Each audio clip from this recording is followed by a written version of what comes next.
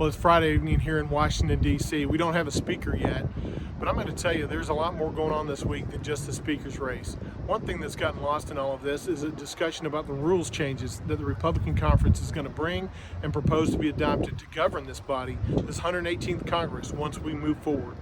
Some of the things that you can expect that have come out of great negotiations and great discussions among the conference members on the Republican side include things like a 72-hour waiting period before you actually vote on a bill. That means you have 72 hours from the time it's put on the floor to the time you actually vote on it.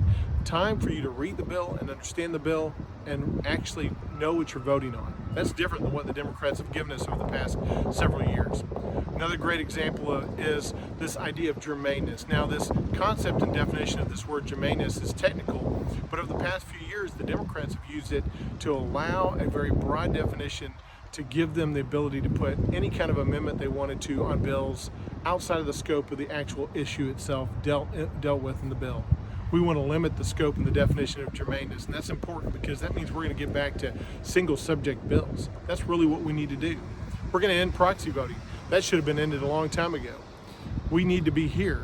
We're your elected officials. We need to be on the House floor in person voting for you and arguing and debating for you about the important substantive issues that are facing this country.